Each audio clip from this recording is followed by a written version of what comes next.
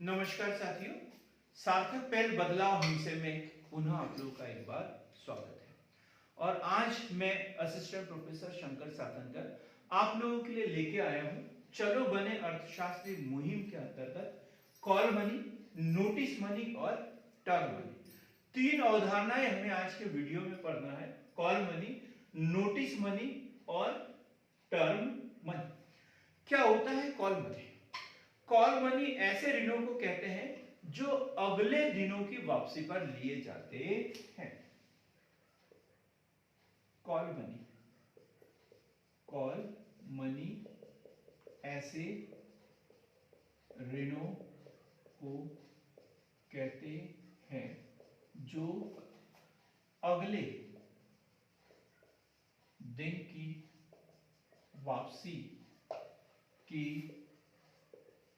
शर्त पर लिए जाते हैं।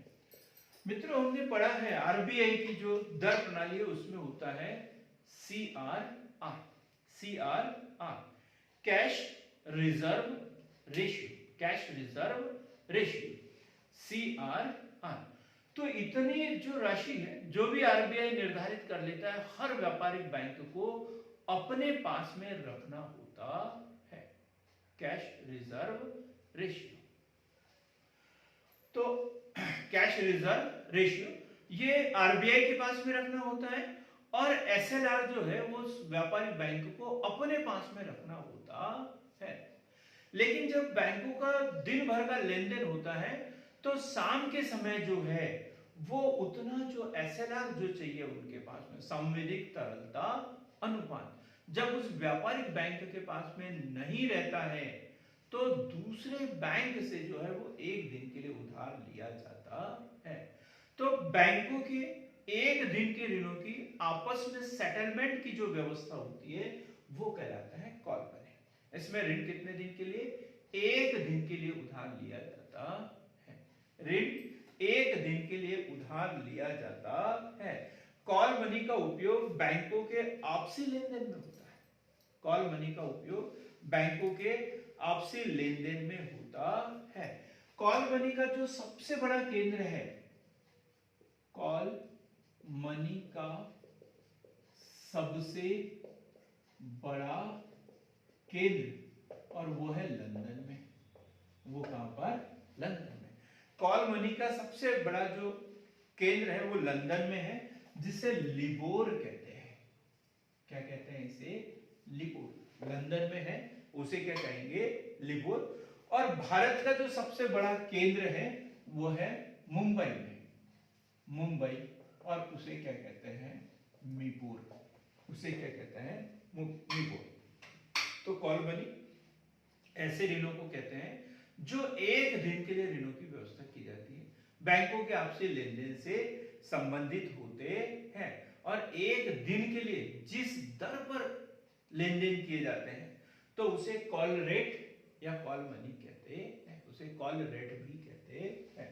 दूसरा है नोटिस मनी। यहां पर देखा हमने कितने दिन के लिए? एक दिन के लिए। और जब एक दिन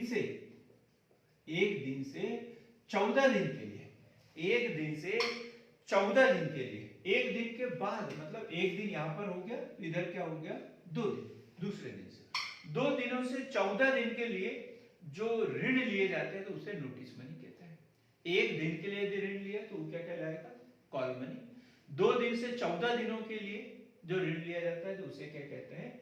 नोटिस मनी।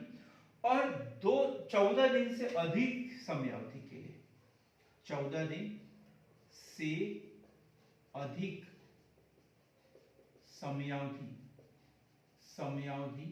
के ऋणों को टर्म मनी कहते हैं।